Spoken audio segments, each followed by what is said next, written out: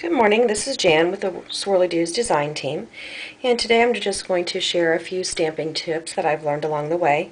Some of you had requested this in the forums, and I think the big concern was just getting clear images and kind of what to do with your stamps. So the first thing you want to do when you do get a new set, and this is one that came in a Swirlydoos embellishment add-on, is you want to prepare the stamp to receive the ink. When they come from the manufacturer, they do have some residue on them, so you can use a large pencil eraser and just rub that across the surface, and that'll help get rid of it. Actually, what I do is just rub it on the back of my hand, and that'll work just as well. Might remove a few hairs too, but okay.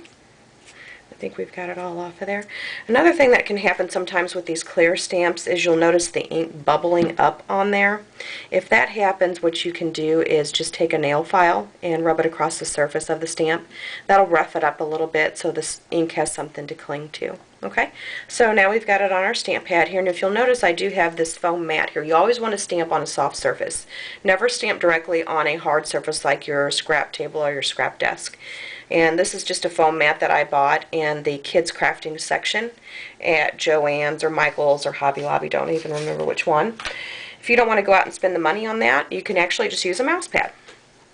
So I keep the mouse pad over at my scrap desk, and I keep this over in my scrapping area. Alright, so now we're ready. We need to go ahead and ink up our stamp.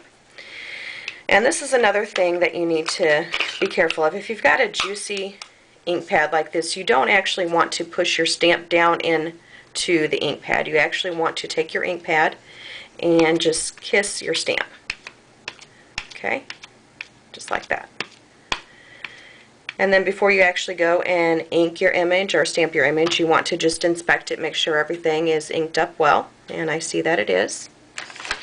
So I'm going to go ahead and stamp it here on my soft surface.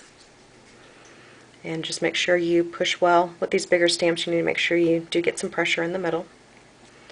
And pull that up, and there you go. Okay? And this is the mistake some people make, especially with these intricate stamps, is they'll go ahead and stamp it down, just push it down in that ink pad, and push that image down on here. And if you'll notice the difference there, we've lost some of our detail. And that's because the stamp was overloaded with ink. So always make sure that you kiss the ink pad onto your stamp. Don't just shove it down into your ink pad, okay? Alright, so another thing is just kind of what to do with stamps. Well, how do you use them? So I'm going to show you another thing that I do, and this is actually archival ink here, so this is okay to actually push the stamp straight into the ink pad. And if you'll notice, I've got the wall here from Prima. This is a French script from Prima as well, and this is the Ingville Bone Butterfly. I like to use these a lot on the backgrounds. And I don't even have these on clear blocks. So I just use my fingers and just kind of push down into the ink. And I'm not worried about even getting the full stamp inked up, and just ink along. And maybe go off the page here. Here's one right in there. See how you're not even using the full stamp. I think it looked kind of silly if you just had a full square of this right in the middle of your page.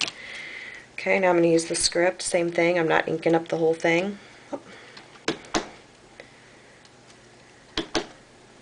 Going off the page. Even on top of the other one, that's perfectly fine. Okay, and now the butterfly.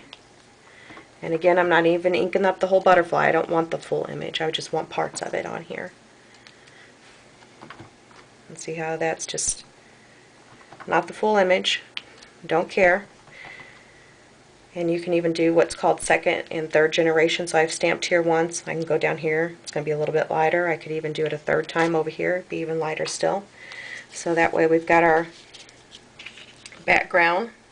We've added a little more interest to it. Okay. Another thing that you can do with your stamps is actually embellish the image that you have. So here's one that I like to use a lot. This is a swirly from an old stamp set. And again, I'm pushing it straight down into the ink pad. That's perfectly fine. This is not a juicy one. Okay, I've got my image. And we're just going to go along in here.